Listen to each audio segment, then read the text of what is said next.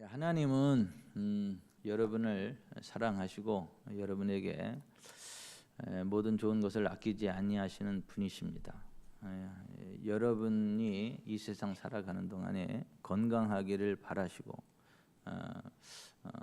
부유하기를 바라시지, 병들고 지쳐서 고통스러운 삶을 살아가거나 배가 고파서 굶주리는 그러한 삶을 살아가거나 이렇게 눌린 상태로 살아가는 것을 원치 않으세요. 우리 막둥이가 이제 교환학생 끝내고 이제 들어오기 전에 도쿄로 가서 거기를 쭉 살펴보고 온다고 하는데 경비가 무지막지하게 많이 들어요.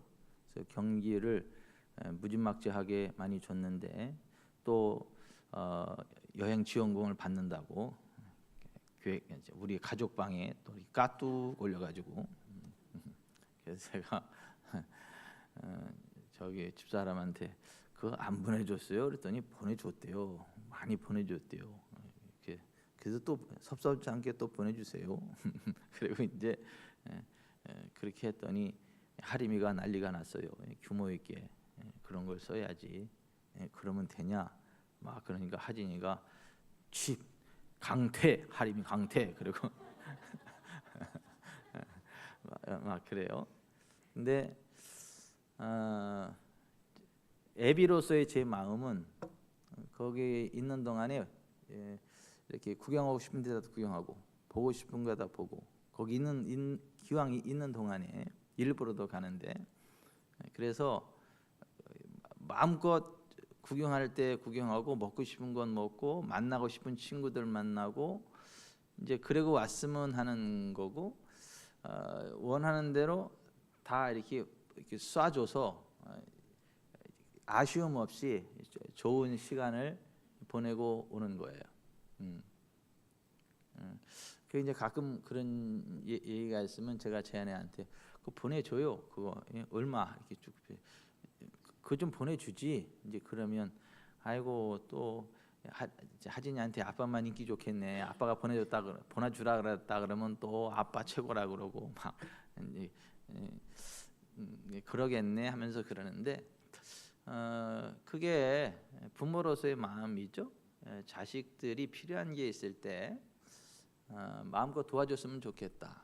그리고 이렇게 좀 하고 싶은 거 잘 할 수 있도록 부족하지 않게 스폰해줬으면 좋겠다. 이게 부모 마음이잖아요. 근데 그게 하나님의 형상이라는 거 아세요? 하나님이 우리 아버지세요.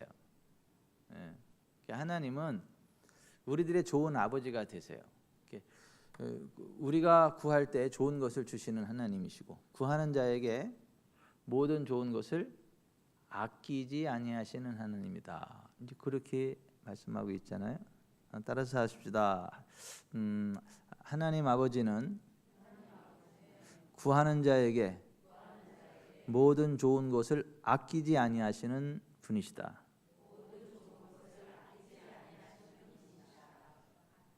아니, 아끼지 않고 주신다니까요. 모든 좋은 것을.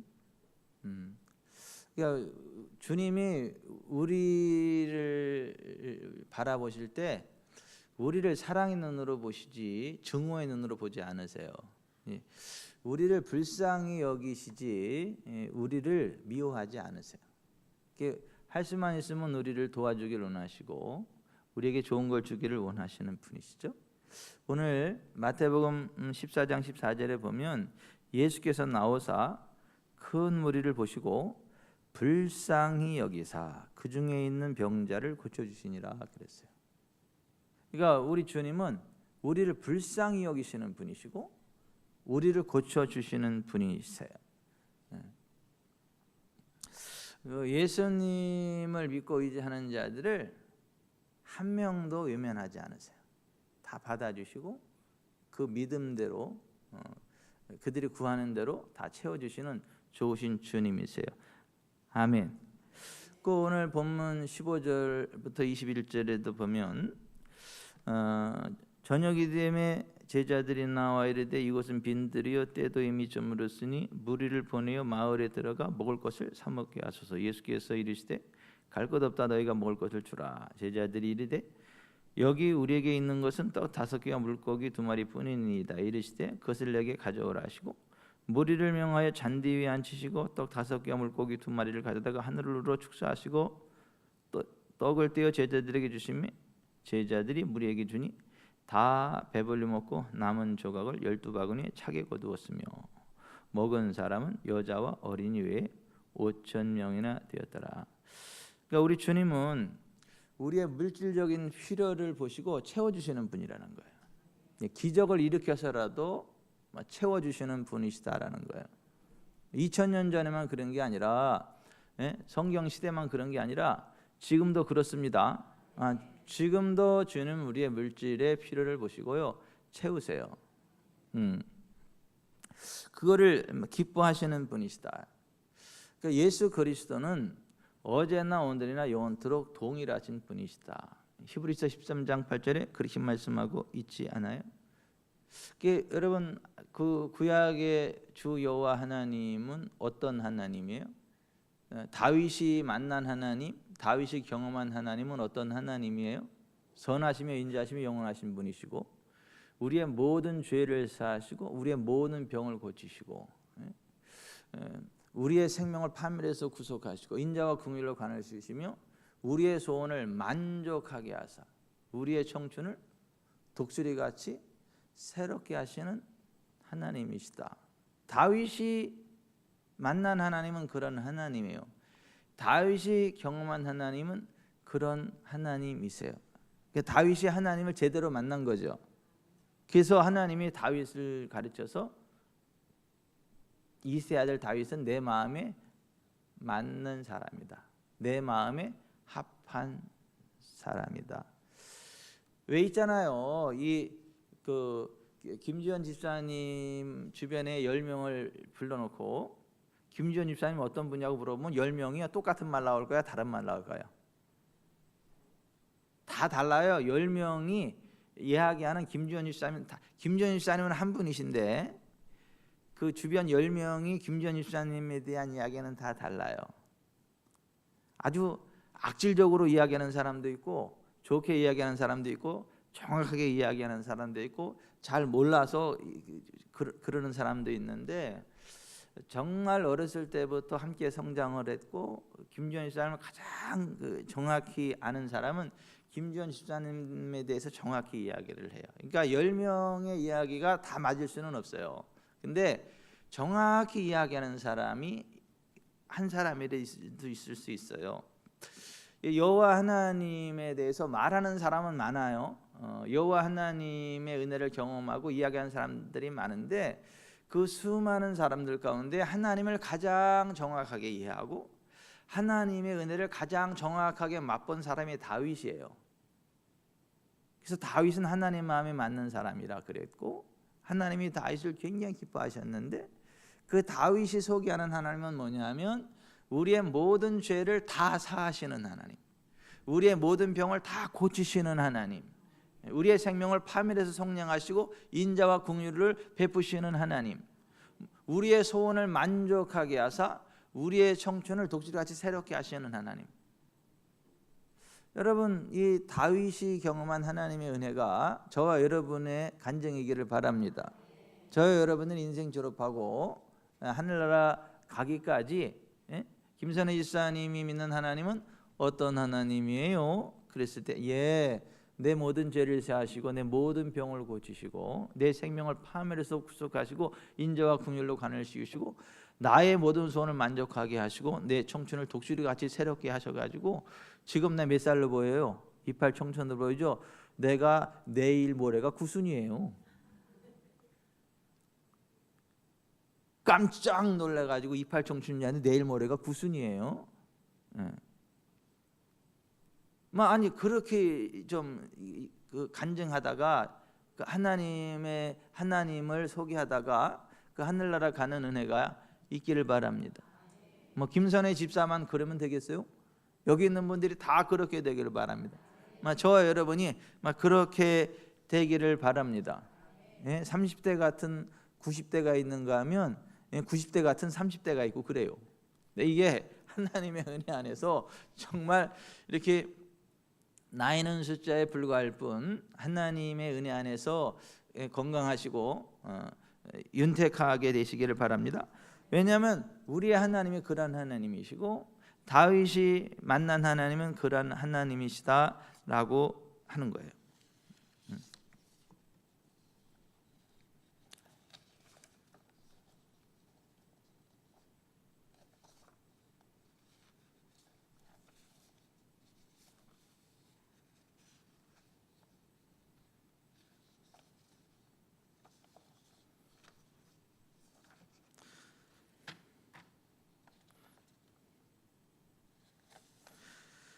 이 선풍기 바람에 원고가 뒤죽박죽이 돼가지고 나를 헷갈리게 만들어.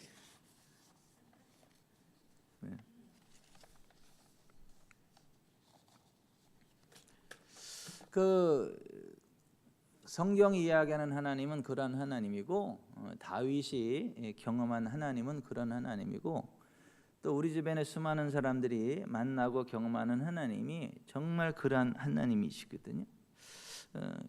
그 하나님의 뜻을 이 땅에 실현하기 위해서 오신 분이 예수님이세요. 예수님은 높고 높은 하늘 보좌 하나님의 본체이시지만은 이 땅에 우리를 향한 하나님의 뜻을 성취하시려고 오셨어요. 왜냐하면 이 땅의 모든 일들은 사람들에게 위임해 줬기 때문에 사람이 이 땅의 모든 것들을 결정을 해요. 하나님이 어떤 것들을 통치하실래도 사람이 하나님 앞에 요청해야 돼요. 도움을 요청해야 되고 허락을 해야 되지 하나님 독단적으로 이 땅의 것들을 다스릴 수 없어요. 그래서 하나님이신 예수님이 이 땅에 죄 없는 사람으로 오셔서 이 땅을 향한 하나님의 뜻을 이루기 위해서 이 땅에 오신 거예요. 그래서 예수님은 처음부터 끝까지 하나님 말씀을 따라 하나님의 뜻대로 기도하셨고 하나님 뜻대로 선포하셨고 하나님의 뜻대로 하나님의 뜻대로 행동하다가 하늘나라 가신 걸 믿으시기 바랍니다. 그래서 예수님이 요한복음 6장 38절에 내가 하늘에서 내려온 것은 내 뜻을 행하려 함이 아니요 나를 보내신 이의 뜻을 행하려 함이라 이렇게 말씀하셨거든요. 그러니까 예수님을 이 땅에 보내신 하나님의 뜻을 행하기 위해서 이 땅에 오신 분이 예수님이지 예수님의 또 다른 뜻을 행하기 위해서 오신 분이 아니다 이렇게 말씀을 하셨어요. 그래서 그 예수님이 이 땅에 오셨을 때 그 하나님의 뜻을 온전히 이루도록 성령으로 기름을 부어 주셨고 성령으로 기름 부음 받고 메시아로서의 사역을 하셨는데 그 예수께서 하신 일이 뭐죠? 하나님 말씀을 가르치시면서 하나님이 지금도 우리를 통치하신다는 그 통치하심의 복음, 왕국 복음을 선포하시고 백성 중에 모든 병, 모든 약한 것을 다 고치셨다라고 성경 기록하고 있지 않습니까? 그리고 그 예수님이 또 뭐라고 말씀하셨냐 하면 내가 진실로 진실로 너에게 이르노니 나를 믿는 자는 내가 하는 일을 그도 할 것이요 또한 그보다 큰 일도 하리니 이는 내가 아버지께로 감이라 너희가 내 이름으로 무엇을 구하든지 내가 행하리니 이는 아버지로 하여금 아들로 말미암아 영광을 받으시게 하리 함이라. 내 이름으로 무엇이든지 내게 구하면 내가 행하리라. 너희가 나를 사랑하면 내 계명을 지키리라. 내가 아버지께 구하겠으니 그가 또 다른 보혜사를 주사 영원토록 너희와 함께 있게 하리니 그는 진리의 영이라. 세상은 능히 그를 받지 못하나니 이는 그를 보지도 못하고 알지도 못함이라. 그러나 너희는 그를 아나니 그는 너희와 함께 거하시며 또 너희 속에 계시겠습니다. 이렇게 말씀하셨거든요. 자, 성령 안에서 예수님이 하신 일을 우리도 하고 또 그보다 더 큰 일도 우리가 할 거다 이렇게 말씀하신 거예요. 근데 이게 혹시 과장법인가 이렇게 착각할까 봐 이거 과장법이 아니고 진짜다. 그래서 예수님이 이 말씀을 할 때 강조부사를 두 개를 썼어요. 아멘, 아멘, 레고 휘민. Truly, truly, I say to you. 진실로, 진실로 내가 너한테 말한다. 그러면서 하신 얘기가 나를 믿는 자는 내가 하는 일을 그도 할 거고 또한 그보다 큰 것도 할 거다. 내 이름으로 무엇을 구하면 내가 행할 거다. 그리고 내가 가면 또 다른 보혜사를 보낼 건데 그 보혜사 성령은 진리의 영이고 세상은 그를 알지 못할지라도 너희는 그를 알게 될 거고 그분이 너희 안에 거하시게 될 거다. 그렇게 말씀만 하신 거예요. 그러니까 예수님 믿는 사람들은 예수님이 가신 길을 가는 사람들입니다. 예수님처럼 살아야 되는 사람들입니다. 예수님과 동일한 일을 해야 되는 사람이에요. 예수님과 동일한 성령님의 기름 부음을 힘입어야 되고 예수님처럼 하나님의 말씀을 가르치는 일을 해야 되고 예수님처럼 하나님의 통치하심을 선포하는 통치하심의 복음, 천국 복음을 선포해야 되고 모든 병 모든 장한 것을 고치는 사역을 하는 거예요. 이게 인생의 목적입니다. 아멘. 이게 우리의 목표예요. 그래서 사도 바울이 에베소서 4장 13절 이하에 이렇게 이야기했어요. 우리가 다 하나님의 아들을 믿는 것과 아는 일에 하나가 되어 온전한 사람을 이루어 그리스도의 장성한 분량이 충만한 데까지 이르리니 이는 우리가 이제부터 어린아이가 되지 아니하여 사람의 속임수와 간사한 유혹에 빠져 온갖 교훈의 풍조에 밀려 요동하지 않게 하려 함이라. 오직 사랑 안에서 참된 것을 하여 범사에 그에게까지 자랄지라. 그는 머리니 곧 그리스도시라. 아멘. 그러니까 우리는 어떤 분량까지 자라가야 된다고요? 예수 그리스도의 그 장성한 분량에까지 자라가야 되는 거예요. 그러니까 예수 그리스도와 동일한 사역을 해야 된다는 거예요. 그렇게 살다가 가야 된다는 거예요. 그게 정상이라는 거예요. 그게 정상. 왜 사람이 정상적인 사람이 있고 비정상적인 사람이 있잖아요. 여러분 식물인간도 사람이잖아요. 그죠? 죽지 않았잖아요. 근데 사람으로서의 역할을 합니까? 그렇다고 짐승입니까? 근데 또 사람이지만 병이 약해가지고 그냥 자기 몸 하나 건사하기도 벅찬 사람이 있죠. 그 사람 맞죠. 근데 정말 건강해서 힘이 있는 삶을 살아가고 다른 사람들 도와주고 막 이렇게 활기차게 살아가는 사람이 있잖아요. 1, 2, 3번 가운데 하나님이 우리에게 뜻하신 바는 뭐죠? 3번이죠. 그리스도인이 식물 그리스도인이 되면 안 되고 병약한 그리스도인이 되면 안 되고 예수 그리스도의 장성한 분량에 이르기까지 왕성한 건강한 그리스도인이 돼야 된다. 거기까지 자라가야 된다. 지금 사도 바울이 그렇게 이야기해요. 근데 우리가 그렇게 되려면 어떻게 되나? 예수 그리스도의 장성한 분량에 이르려면 어떻게 되나? 베드로전서 2장 2절에 갓난아기들 같이 순전하고 신령한 젖을 사모하라. 이는 그런 말미암아 너희로 구원에 이르도록 자라게 하려 함이라 했어요. 그러니까 순전하고 신령한 말씀의 젖을 사모해야 우리가 그 단계로 성장해 간다는 거예요. 그러니까 하나님 말씀을 순전하고 신령한 그 상태로 받아야지 혼잡한 말씀을 받으면 안 된다. 성경의 진리에 이것저것 섞은 뒤죽박죽된 혼잡한 말씀을 받으면 안 된다라는 거예요.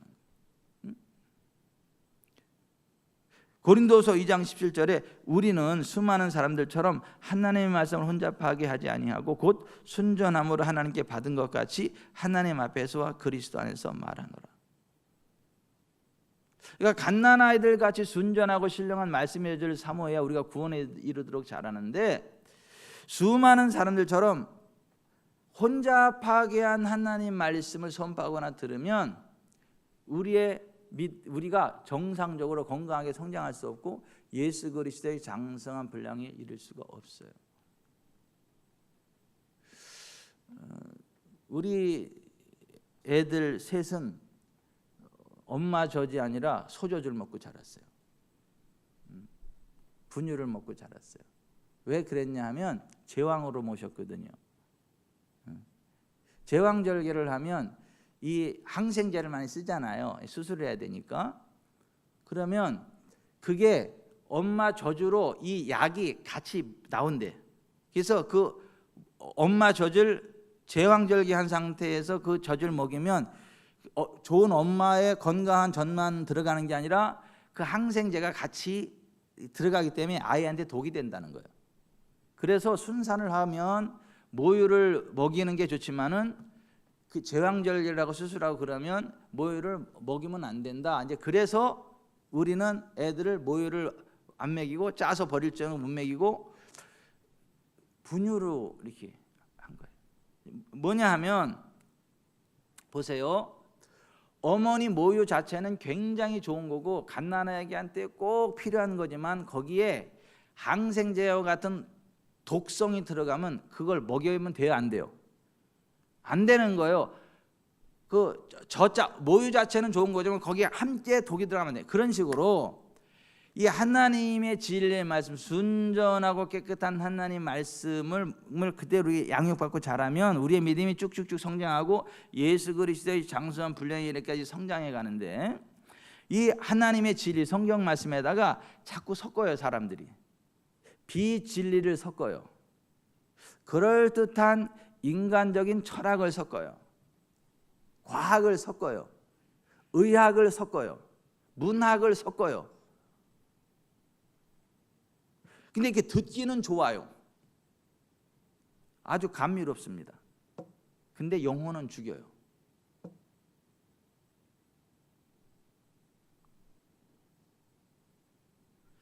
그러니까 굉장히 오랜 세월 신앙생활을 하는데 몇십 년 교회를 출석하고 신앙생활을 하는데 그 영성이 자라나질 않아. 믿음이 자라나질 않고 성령님의 권능과 기름이 흘러가지 않고 이렇다 할 하나님의 형통의 복이 삶의 현장에 임하지 않고 그냥 기독교, 불교, 천주교, 이슬람 그냥 종교만 다를 뿐 삶의 질이 똑같아. 남의 아버지 찾는 그 사람들이나 우리 아버지 찾는 사람들이나 말로만 남의 아버지 찾고 우리 아버지 찾지 삶의 질은 똑같아. 왜 그럴까요? 순전하고 신령한 말씀의 젖을 먹는 게 아니라 수많은 사람들처럼 하나님의 말씀을 혼잡하게 하는 그 말씀을 먹고 자라기 때문에 말씀과 함께 독이 들어와서 건강하게 정상적으로 성장하지 못한다. 그래서 예수 그리스도의 장수한 분량이 이리까지 자라지 못한다는 거예요. 여러분, 여러분이 정말 하나님의 진리의 말씀 위에 우뚝 서서 예수 그리스도의 장수한 분량에까지 이르기를 바랍니다. 제가 그렇게 되기를 바라고 여러분이 그렇게 되기를 바랍니다. 우리 지구촌사랑교회가 그렇게 되기를 바랍니다. 그래야 복을 받아요. 그래야 인자하신 예수 그리스도처럼 안 아파요. 안 가난해요. 그리고 문제 있는 사람들의 문제를 해결해 주면서 살아요. 근데 우리가 그렇게 성장하려면 순전하고 신령한 말씀의 젖을 먹어야 된다고 성경에 이렇게 말씀합니다. 수많은 사람들처럼 하나님의 말씀을 혼잡하게 하면 안 된다. 순전함으로 하나님께 받은 것 같이 말해야 된다. 고린도서 2장 17절에 사도 바울이 그렇게 말합니다.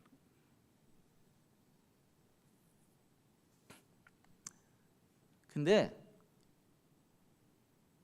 예수님 당시에도 그랬고 사도 바울 당시에도 그렇고 우리는 수많은 사람들처럼 하나님의 말씀을 혼잡하게 하지 아니하고 이렇게 돼 있어요. 그러니까 정말 하나님의 진리의 말씀 위에 딱 서가지고 섞지 않고 그 말씀의 길을 쭉 가는 사람이 적다는 거예요. 그 예수님 당시만 그랬을까? 사도 바울 당시만 그랬을까? 지금 이 시대는 안 그럴까? 유영미 권사님, 제가 반말한 게 아니에요. 지금 이 시대는 안 그럴까요, 권사님? 그걸 내가 어떻게 알아요? 저도 몰라요. 근데 역사의 수레바퀴는 돌고 돈다고 그럴 가능성을 전혀 배제할 수는 없다. 그러니까 우리가 혹시 그 길을 가지는 않나 이거 한번 잘 생각을 해보면서 정말 혼잡하게 한 하나님 말씀이 아니라 순전하고 신령한 말씀의 그 자체를 사모하고 우리가 성경을 덮어놓고 믿는 게 아니라 펴놓고 믿고 이것이 그러한가에 날마다 성경을 연구함으로 그중에 믿는 사람이 많았다라고 하는 베레아 사람들처럼 하나님의 말씀을 펴놓고 정말 말씀으로 확인해 가면서 믿으면 그러한 은혜를 받을 수 있다라고 하는 거예요. 아멘. 자, 여러분 오늘 본문 마태복음 14장 22절부터 32절에 보면 자 보십시다. 예수께서 제자들을 게네사렛 호숫가 건너편으로 이렇게 먼저 보냈어요.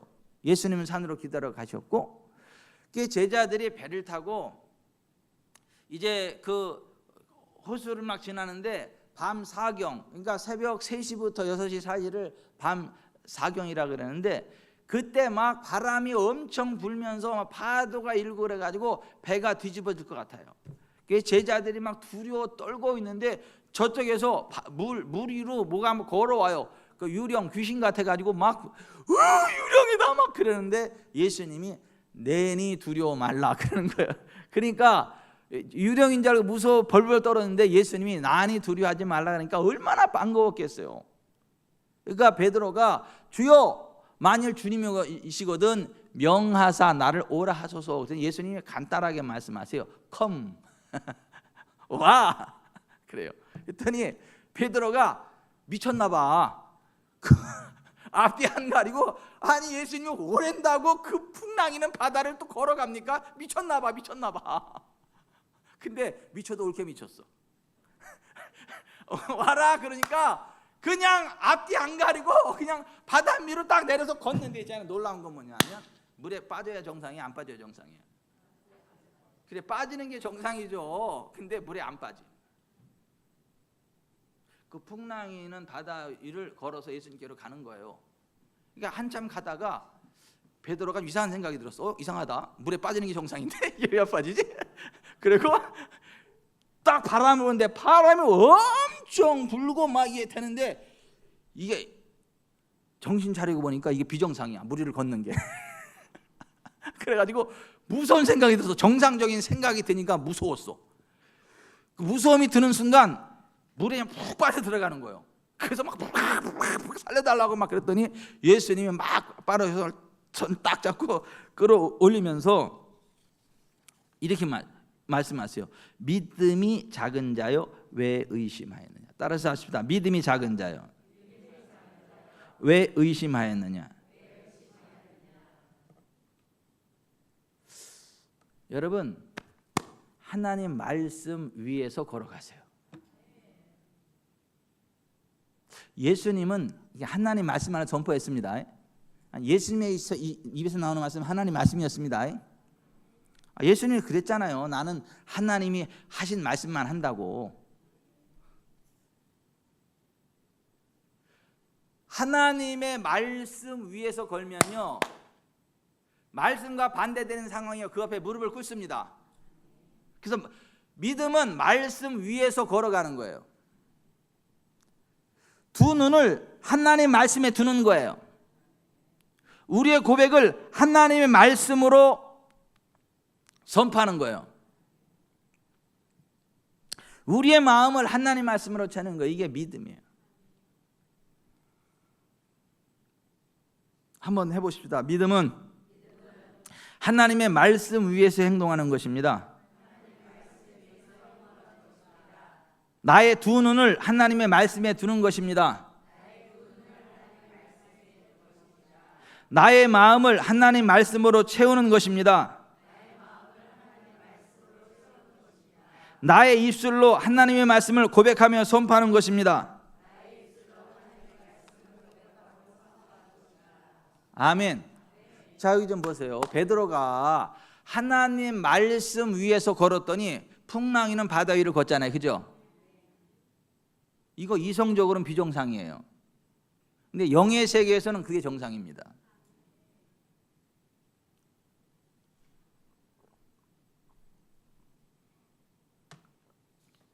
근데 베드로가 그의 생각이, 그의 눈이, 그의 입이, 그의 마음이 하나님 말씀으로 떠나니까, 말씀으로 떠나는 그 순간 그 하나님의 권능 안에서 툭 튕겨져 나와가지고 물에 빠져들어가. 여러분, 하나님의 은은요 환경을 초월하는 형통입니다. 환경을 초월하는 부흥입니다. 풍랑이는 바다 위를 걸어가는 게 정상이라니까요. 그거는 세상 논리로 설명이 안 돼요. 과학 논리로 설명이 안 되는 거예요.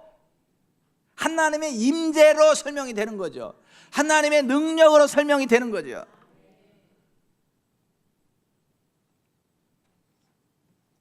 예수님이 베드로를 물에 빠진 게 아니에요. 예수님이 베드로를 훈련시킨 것도 아니에요. 하나님의 계획도 아니에요. 베드로가 하나님의 말씀을 눈에서 놓친 거예요. 생각에서 빼버린 거고, 하나님 말씀 대신에 바람을 본 거예요. 환경을 본 거예요. 그러면 의심과 무서움이 찾아와요. 그러면 기름 부음이 꺾여요. 근데 하나님의 말씀을 딱 보면요, 믿음이 생깁니다. 그리고 사랑이 역사합니다. 의심과 두려움이 함께 일하고 믿음과 사랑이 함께 일해요. 그래서 요한일서 4장 18절에 온전한 사랑이 두려움을 내쫓나니, 따라서 하십시다. 온전한 사랑이 두려움을 내쫓나니. 여러분, 하나님 사랑하세요. 그리고 하나님 말씀 위에서 가세요. 두려워하지 마세요. 하나님을 사랑하는데, 하나님 날 사랑하는데 뭐가 두려워요? 뭐 죽어도 천국 아니에요? 뭐 무서울 게 뭐가 있어요? 우리가 아쉬울 게 뭐 있어요? 죽으면 천국 아니에요? 네? 뭐 천국 가면 더 좋은 거 아니에요? 그 뭘 이렇게 두려워해요? 아이, 난 지금에 당장 천국 가서 좋겠어, 이영남 권사님.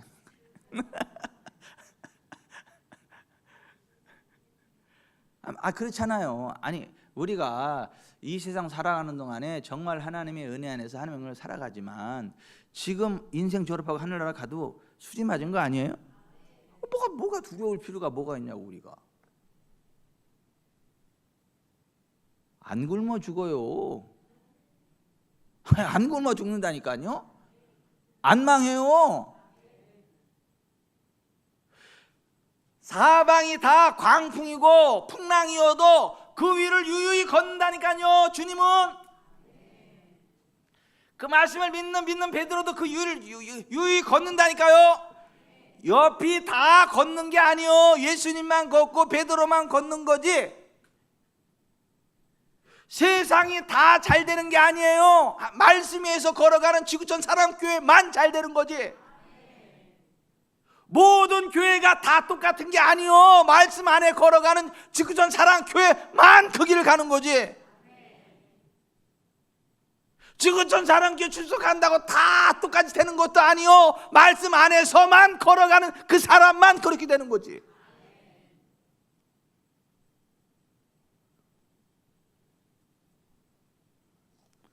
우리가 주님의 말씀을 망각하면 안 돼요.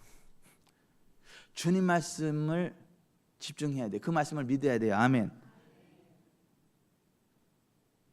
여러분, 마가복음 4장에도 이 비슷한 사건이 기록되어 있죠. 예수님이 제자들한테 야, 호수 건너편으로 건너가자 그랬잖아요.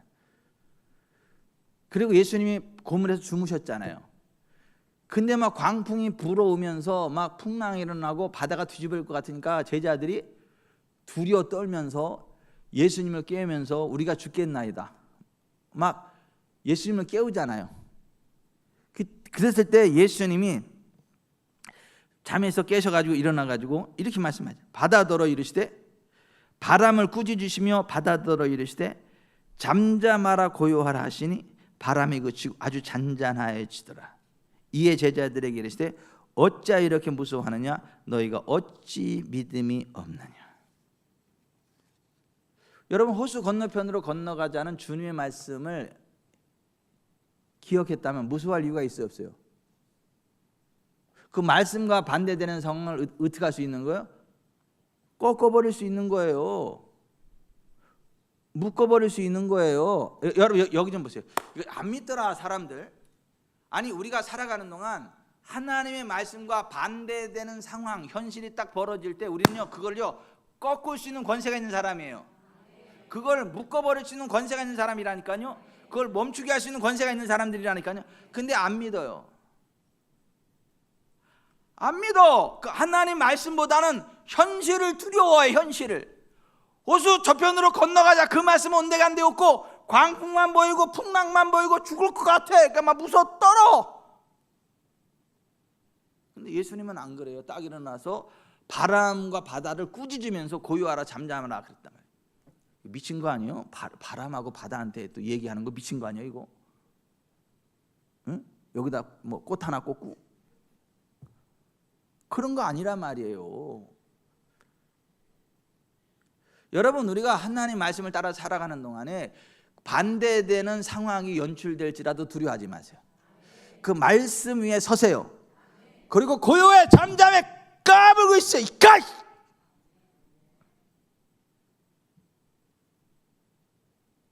성질은 마귀한테 내세요. 사람한테 내지 말고. 아니 예수님처럼 그걸 꾸짖으라니까요. 예수님이 하시는 말씀이 뭐냐면 어찌하여 이렇게 무서워하느냐, 너희가 어찌 믿음이 없냐 이거예요. 그러니까 뭐가 믿음이라는 거? 호수 건너편으로 건너가자 그럼 건너갈 줄 알고 믿고 그 반대되는 상황을 꾸짖는 거, 이게 믿음이라는 거예요. 그렇게 안 하는 건 믿음이 없는 거라는 거. 믿음이 없는 거. 여러분, 우리 하나님은요, 하나님 말씀을 듣고 떠는 자들과 함께 하십니다. 그런 사람을 귀히 여기십니다. 우리는요, 환경을 믿고 떠는 게 아니라 하나님 말씀을 듣고 그 말씀을 인해 떨어야 돼. 그 말씀대로 나아가야 돼. 거기가 불구덩이일지라도 말씀이 들어서 말씀대로, 말씀과 함께 불구덩이로 들어가야 되는 거예요. 그때 불꽃주리를 사르지 못하는 거라고.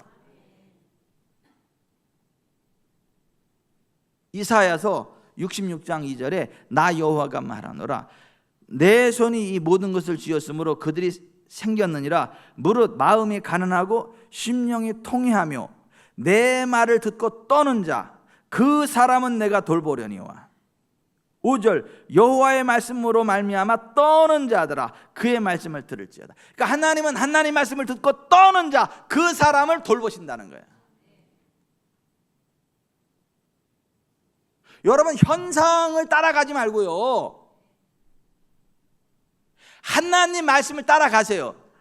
하나님 말씀을 두려워하세요. 여러분, 우리가 하나님이 주시는 만사 형통의 복을 받는 비결이 뭐라 그래요?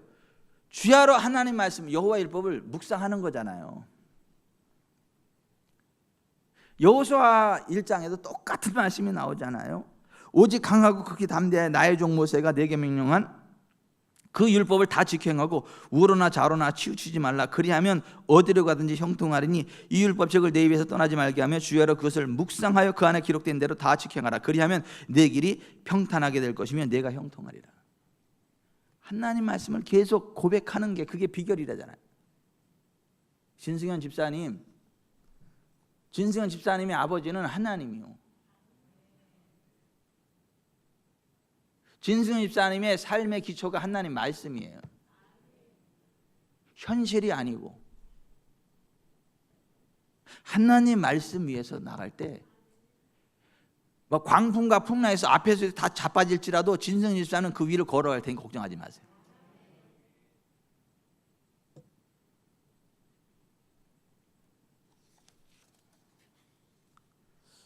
여러분, 자 여기 좀 봅시다. 사람이 맹세가 굉장히 무서운 거예요. 맹세. 사람이 맹세한다는 게 얼마나 무서운 건지 아세요? 유대의 분봉왕 헤롯이 있었어요. 근데 더럽고 치사하고 음란한 놈이야. 자기 제수씨를 차지하려고 동생을 죽였어. 그 자기 제수씨를 빼앗아서 자기 와이프로 삼았어. 그게 인간이야, 그게.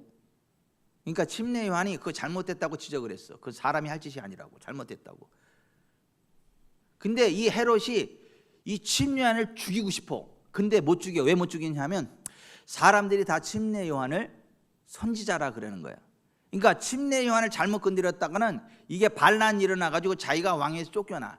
그러니까 죽이고 싶은데 침례 요한을 못 죽이는 거야, 이게. 근데 그 제수씨를 빼앗아 가지고 자기 마누라 삼았는데 헤로디아인데 이제 딸이 있죠. 근데 이제 헤롯의 생일을 맞이해 가지고 잔치를 하는데 그 헤로디아의 딸, 자기 딸이 막 춤을 추는데 너무 흥겹게 하니까 중에 딱 겨워가지고 야, 내가 맹세하는데 네가 말하면 내 나라의 절반이라도 줄게. 내가 맹세한다 이랬다고요. 맹세한다 그랬어. 나라의 절반이라도 준다고. 맹세한다 그랬거든. 그랬더니 헤로디아가 아유 또 사악한 여자지. 딸을 불러다가 귓속말로 뭐라 그러냐면 헤롯의 머리 달라 그래. 침례요 아니. 침례 요한의 머리를 달라 그래. 그래가지고 냉큼 와가지고 침례 요한의 머리를 달라. 그러니까 헤롯이 얼굴이 사색이 되는 거예요. 죽이고 싶지 자기도. 근데 왜 못 죽였어요? 사람 무리가 다 그를 선지자로 여기서 그를 잘못 건드렸다는 자기 지금 이 왕권이 위태하다니까요. 근데 맹세했잖아. 술김이라도 맹세했잖아요. 그러니까 자기 맹세 때문에 어쩔 수 없이 침례 요한의 목을 잘라오라 그래. 이렇게 주어. 이 맹세가 그렇게 무서운 거예요. 여러분 하나님도 마찬가지예요. 하나님도요 출애굽한 있는 이스라엘 백성들을 향해 맹세하셨어요. 뭐라고 맹세하셨냐면 출애굽기 6장 8절에 내가 아브라함과 이삭과 야곱에게 주기로 맹세한 땅으로 너희를 인도하고 그 땅을 너희에게 주어 기업을 삼게 하리라. 나는 여호와라 하셨다 하라. 근데 자 보세요. 출애굽기 32장에 보니까 모세가 시내산에 올라가서 하나님과 대화하는 동안에 밑에서 우상 숭배했잖아요. 금송아지 만들어 놓고 우상 숭배했잖아요. 그러니까 하나님이 너무 막 진노하셔가지고 그들을 싹 진멸해 버린다 그랬잖아요. 그때 모세가 이 말씀을 딱 붙잡고 안 된다고. 하나님 맹세하셨지 않냐고. 하나님 맹세하셨잖아요. 그러니까 하나님이 아무 말씀 안 하시고 뜻을 돌이키시고 그 뜻을 돌이키시고 딱 진멸해 버리겠다고 그걸 딱 멈춰 버리셔. 그러니까 하나님도 하나님이 맹세하신 그것을 갖다 말씀드리면 하나님도 아무 말씀 못 하셔. 거기 맹세에 딱 예속이 된다고. 아니 헤롯도 술김에 한 맹세도 그렇게 지키는데, 자기 목숨 걸고 지키는데, 하나님은요. 여러분 그 하나님이 뭐라고 말씀하셔요? 나 여호와가 나의 삶을 두고 맹세하노라. 너희 말이 네 귀에 들린 대로 내가 너에게 행하리니.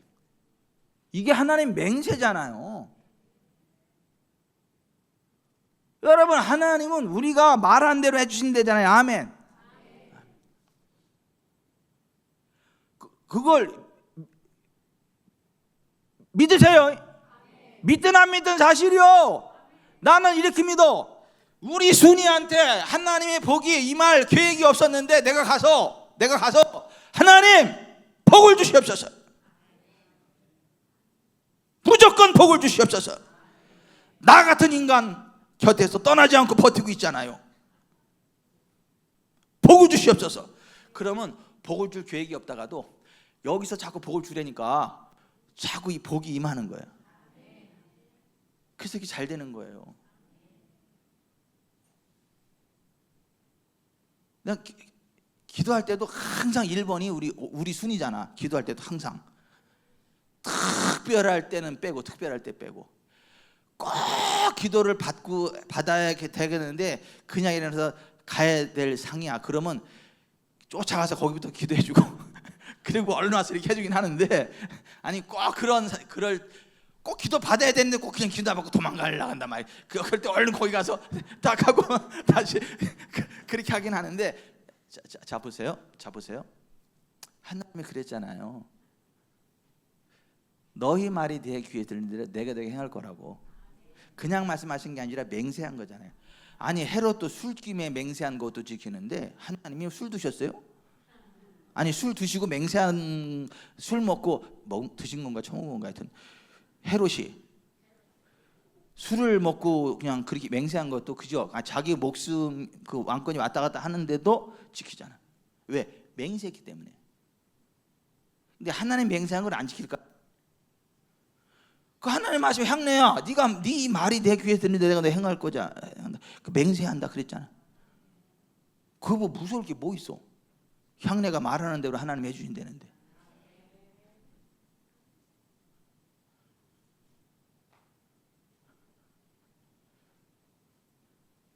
아니 그냥 말씀하셔도 대단한 건데 맹세하셔도 맹세해 맹세.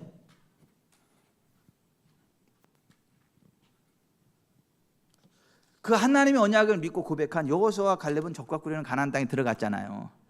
그들의 말대로. 광야에서 죽는다 하다면 그들의 말대로 다 죽었잖아요. 여러분 믿음의 말을 하세요. 하나님의 언약에 근거한 믿음의 말을 하세요. 아멘. 아멘. 오늘 새벽 예배 끝나고 가면서 또 혼났는데 우리 집사람한테 당신은 그 새벽 예배하는데 설교를 하는데 왜 강단을 그냥 막한뭐 8번 10번을 막 올라갔다 내려갔다 올라갔다 내려서 그렇게 꼭 설교해야 되냐고.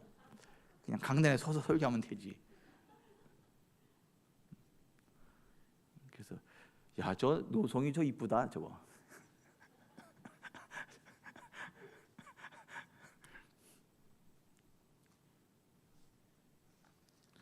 뭐 강단을 오르락내리락 하면 어때? 그냥 하나님 말씀만 똑바로 전하면 되지. 자, 이제 보세요. 자, 보세요. 이 존 비비오 목사님의 끈질김이라는 책에 나오는 내용이에요. 잘 들으세요.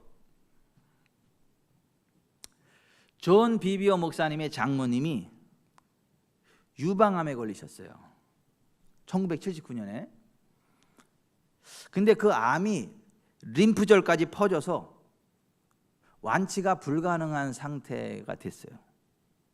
그리고 2년, 길면 3년이다. 그러니까 아무리 오래서도 3년을 못 넘긴다 이렇게.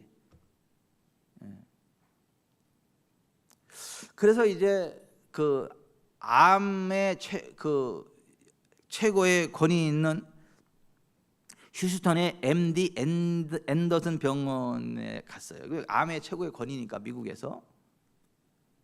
그래서 거기를 딱 갔는데 거기서 한 부부를 만났어요. 근데 그분들이 신앙생활을 하는 분이에요. 근데 자기 교회 한번 가지 않겠냐고. 왜냐하면 이제 고향에서 여기 왔으니까 여기 있는 동안에 우리 교회 같이 가자고. 그래서 그 부부를 따라서 그 교회를 갔어요. 근데 그 교회가 우리 지구촌사랑교회 같은 교회였나 봐. 그냥 막 하나님 말씀만 선포하는 교회야. 그냥 성경이 이렇게 말씀했고 성경이 그거면 그렇다고. 그러면서 그 치유에 대한 말씀을 계속 가르치는 거야. 그러니까 성경에서 하나님은 우리를 다 치료한다 그랬고 예수님이 채찍에만 우리가 나았다 그랬고 예수님 채찍에만 우리가 나았다 그랬으니까 그걸 믿고 고백하면 나은 거라고. 네? 나은 거라고. 하나님 말씀을 계속 가르쳤어요. 근데 그 믿음은 들으면서 난다고.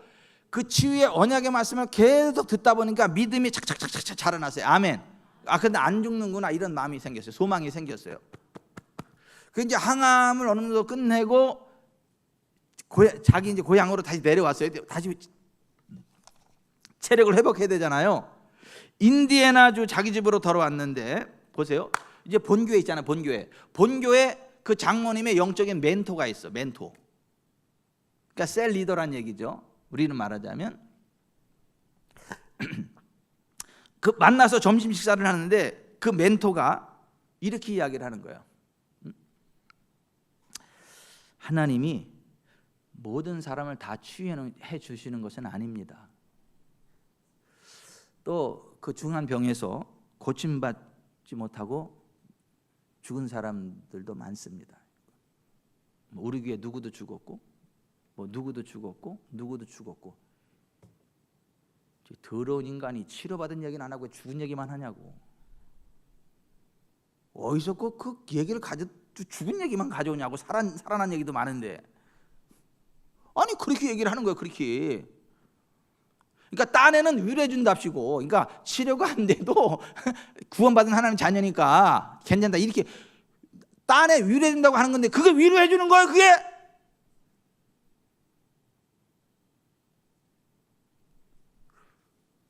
근데 이 장모님이 거기 그 부부 교회에서 얼마나 말씀으로 훈련을 막 받았든지 거기에서 배운 성경 말씀을 나누며 나는 하나님의 치유를 받을 거다. 나는 그 조금도 의심하지 않는다. 이렇게 얘기해서 확신한다고 얘기했어요. 그랬더니 그 멘토가요 신경질을 내는 거야.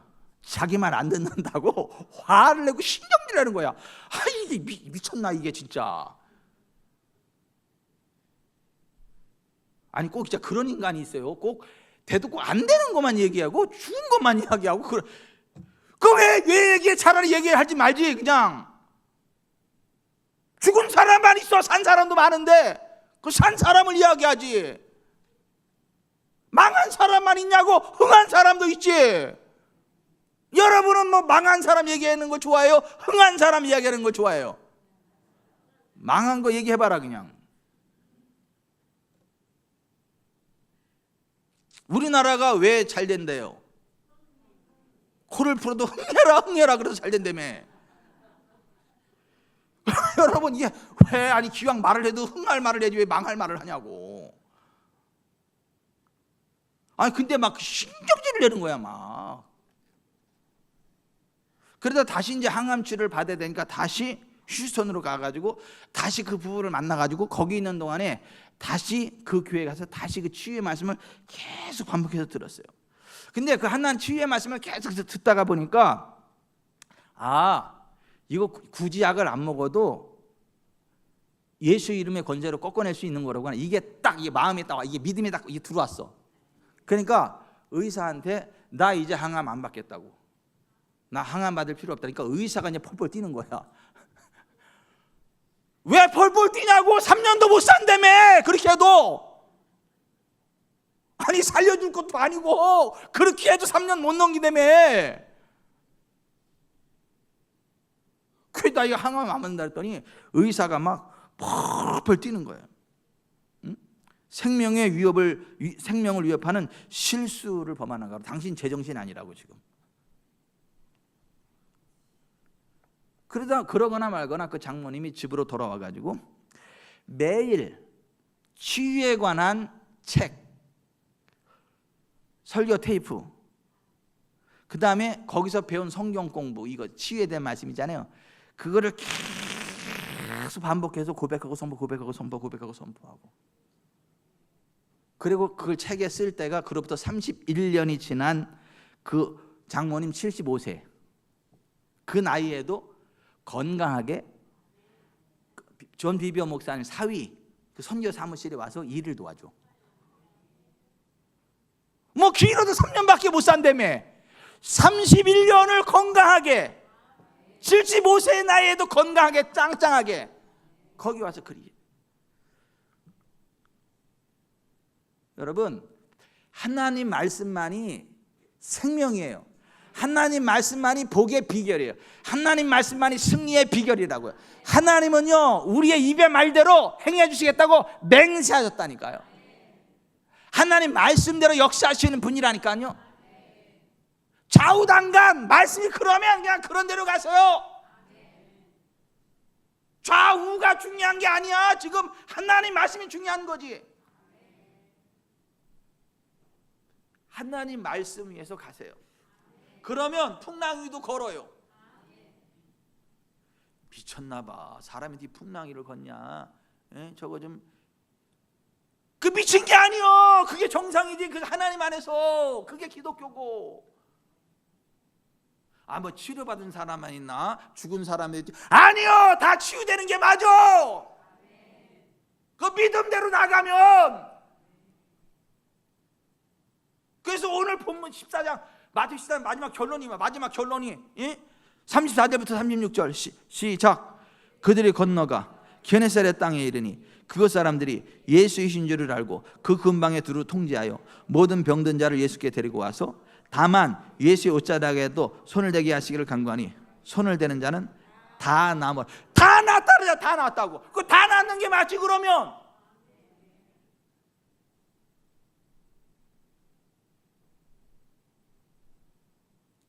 옆에 분한테 그랬어요. 꼭 얘기를 해도 그 산 얘기를 해야지 그 죽은 얘기하면 되겠냐고. 옆에 사람한테 그러세요.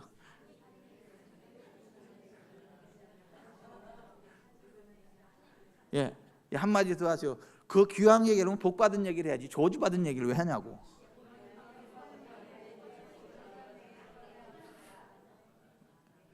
아니 성경대로 믿어가지고 복 받은 얘기를 해야지. 왜 그 잘난 체하고 난 다 치유되는 걸 믿는데 왜 신경질을 내냐고. 왜 신경질을 왜 내냐고. 아니 하나님 말씀으로 약 안 먹어도 된다는데 왜 신경질을 내냐고. 살지도 못한다면서. 기도의 2~3전이라면서. 하나님의 약 먹으니까 31년 지나도 짱짱하게 이렇게 건강하게. 하여튼 우리는요 하나님 말씀 믿읍시다. 우리는요 여기 다 낫는 교회 되자고. 예? 다 믿음으로 서는 다 낫는 교회 되자고. 다 부자 되는 교회 되자고. 거기 다 속에는 진승현 레스토랑이 있어. 예? 승현 레스토랑 있다니까. 그람비아 거기 상가도 거기에 있어요.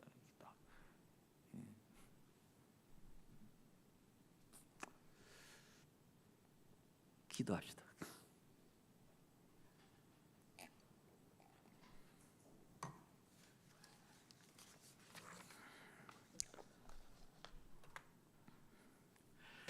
여러분 의심과 무서움을 받아들이지 마세요.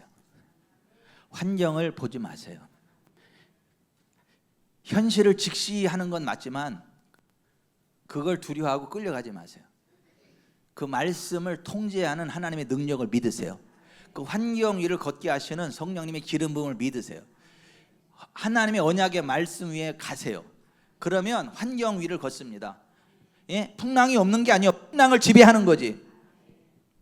대한민국이 좀 하여튼 많이 좀 힘들어질 거야 지금. 대한민국이 국제 왕따가 돼가지고. 근데도 지구촌 사랑교회는 예? 국제 킹따가 될 테니까. 예. 아닌가? 예. 원수마귀한테 킹따가 될 거니까. 원수마귀하고 안 친해 우리는.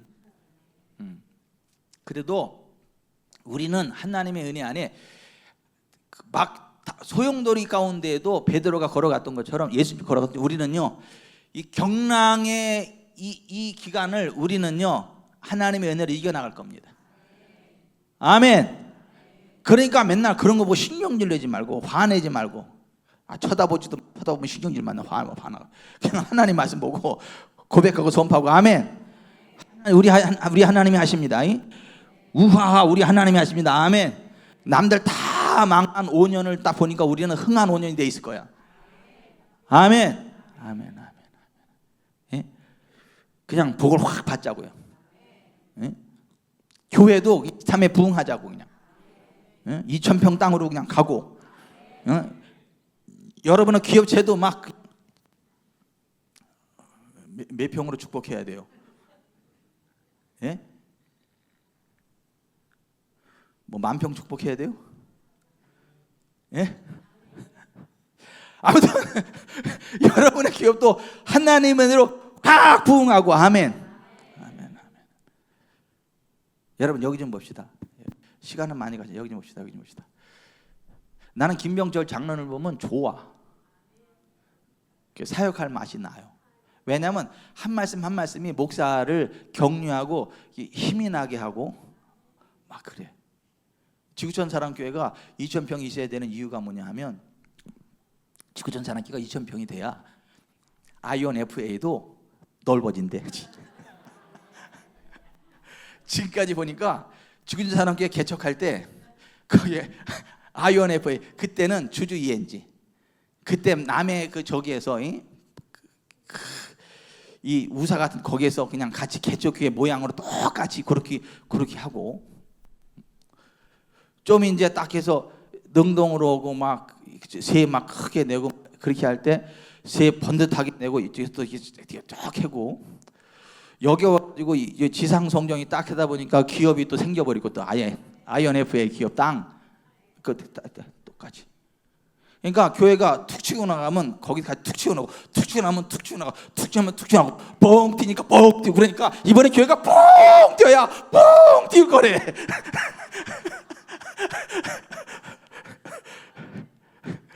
근데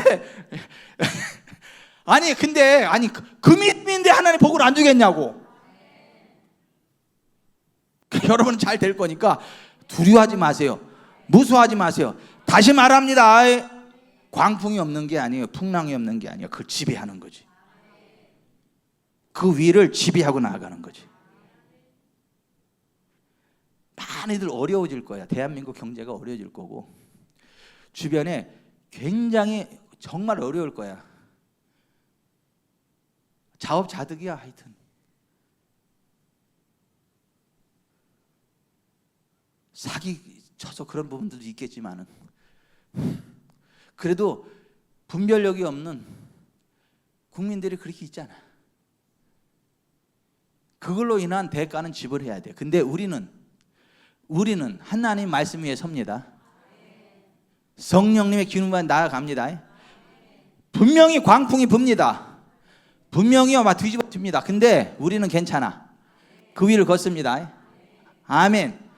이참에 그냥 스전 레스토랑도 그냥 막 그냥 하나님이 어떻게 할지 모르지. 하나님이 하시는 거지. 하나님이 계산기 두드리고 있어봐라. 쫓아가서 내가 그냥.